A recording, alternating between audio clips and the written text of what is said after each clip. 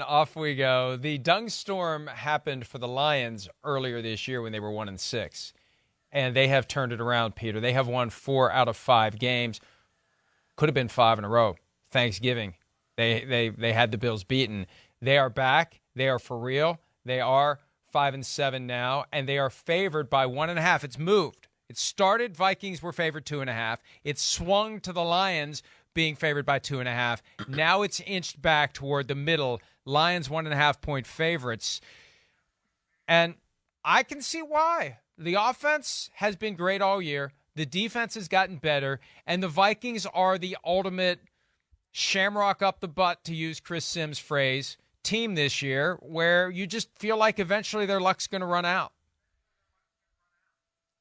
Mike, there's 2 things about this that I find really interesting. One is that if you look at the last 4 weeks, the Detroit Lions have scored 31, 31, 25, and 40 points. So basically, when you look at the Vikings, do you have much of a doubt? I'm not saying the Lions will score 33 points, but the Lions are almost certainly going to score somewhere in the high 20s, 30s, something like that. Because Jared Goff is kind of finding himself. Amon-Ra St. Brown is the best player in the NFL who doesn't get enough credit and all that. But I want to just go back in time to talk about what I think is a fantastic coaching job by Dan Campbell. Okay, so I visited the Lions in the offseason, and I wrote a column in May, a long column, about how I thought this was the NFL's up-and-coming team this year. And in my prediction column before the year, I got the most negative emails that I got on anything I predicted. And keep in mind, I predicted the New Orleans Saints to be the number 1 seed. I predicted the Green Bay Packers to get to the Super Bowl. So I am a championship dolt right now. But what I got the most pushback on is I had a line in my prediction column in which I said, I think the New England Patriots, Jacksonville Jaguars, and Detroit Lions all will finish 7-10. Now, I didn't hear much about the Patriots. I didn't hear much about the Jaguars. But everybody wanted to revoke my competency license in life for saying that the Detroit Lions were going to win 7 games. And again, I'm not saying this to pat myself on the back. I'm saying this to tell you that this is such a great accomplishment by the Detroit Lions, being competent, being favored over a 10-2 team or whatever the Vikings are right now.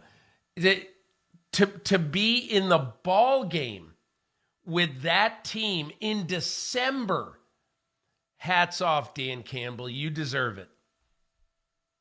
Especially after starting 1-6 and kicking up noise of another potential regime change in Detroit. They never give any one group enough time to really do their thing. And Now Dan Campbell has won enough over the past 5 weeks to force Sheila Ford Hamp to stick with it. Chris Spielman is a big influence in this as well. Chris Spielman is the guy that doesn't get mentioned enough, who is making things happen behind the scenes. But they're going to stick with the kneecap biting. It's working, and they could end up in the playoffs. And there could be a round 3 between Minnesota and Detroit. If the Vikings are the 2 seed and the Lions somehow swipe the 7 seed, that's a wild card game right there. Lions and the Vikings in the postseason. Let's go ahead and take a break. The Buccaneers and the 49ers get together. Brock Purdy gets his first career start in Tom Brady's second career game at the 49ers. We'll discuss that one when PFT Live continues right after this.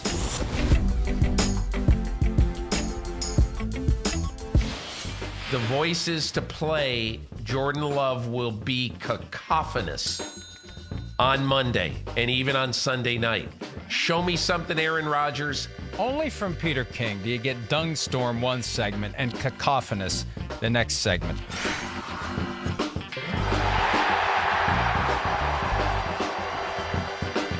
There we go. We still got time left. Peter's going to use a fancy word at some point coming up because Dungstorm made a return appearance earlier today. All right, Buccaneers at the 49ers. The Bucs were in sort of a Dungstorm on Monday before they turned around and won against the Saints, just like the Rams did last night. The 49ers, though, looking pretty good.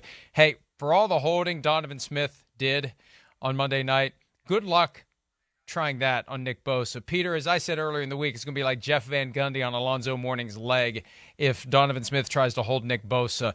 Tom Brady is going to have a rough time against this team. Let's hear a little bit, though, from DeMeco Ryans, the defensive coordinator of the 49ers, on whether or not Nick Bosa is indeed playing the best football of his career.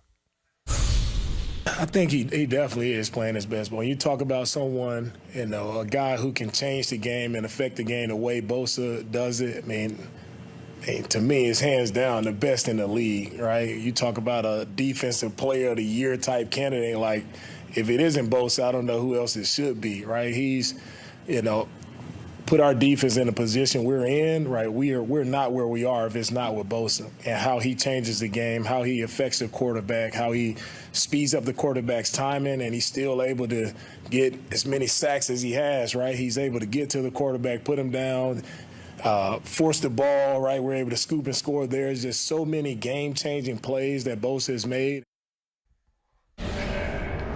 He really is incredible. Defensive Player of the Year, quite possibly. One of the most important pieces of the 49ers. Hasn't gotten his second contract yet. I assume he will in the offseason. And, Peter, just a guy that makes it easier to move forward without Jimmy Garoppolo. Between Jimmy Garoppolo and Nick Bosa, Bosa far more important to that team than Garoppolo. And as long as he stays healthy, the 49ers are going to be a force. Mike, you look at this game, and so I covered the game last Sunday. And saw the Miami Dolphins waltz into Levi's Stadium as the most electrifying team in football, most electrifying offense in football. And, they did make two fantastic plays. The 75-yard bomb to Trent Sherfield on the first play of the game, and then the long touchdown pass to Tyreek Hill later in the game. But aside from that, and I realize you can't eliminate that, but aside from that, they were totally bottled up and frustrated by the San Francisco 49ers. And I just want to make this one point about what the 49ers are facing this week. The Tampa Bay Buccaneers in the last 7 games. Okay, we all look at Monday night and we say, okay, you never count Brady out. They're great in the fourth quarter. They're really this team, this never say die team. You can't put a stake in them, blah, blah, blah, blah, blah. Look, let's forget all that for a minute. The Tampa Bay Buccaneers in the last 7 games are averaging 16 points a game.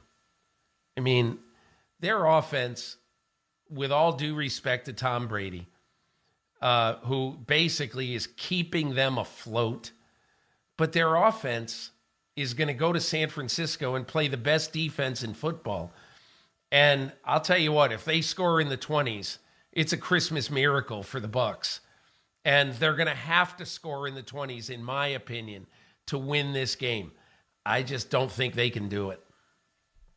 And it really is amazing to think in all these years of playing, it's only the second time Tom Brady has played a game at San Francisco, the 49ers, the team that he grew up rooting for. He was present for the catch game. And they asked Kyle Shanahan about Tom Brady yesterday when Brady wanted to come there in 2020. And Shanahan said, we saw signs of decline in 2019, how crazy we were, how crazy everyone was. Tom Brady keeps on going, but he's going to have a hard time keeping it going on Sunday against that great 49ers defense. We keep it going with a preview of the Sunday night game, Dolphins and the Chargers, Tua versus Justin Herbert. We'll do that when PFT Live continues right after this. Hi, it's Mike Florio. Thanks for watching PFT on YouTube. Hit subscribe for the latest news and analysis from Pro Football Talk.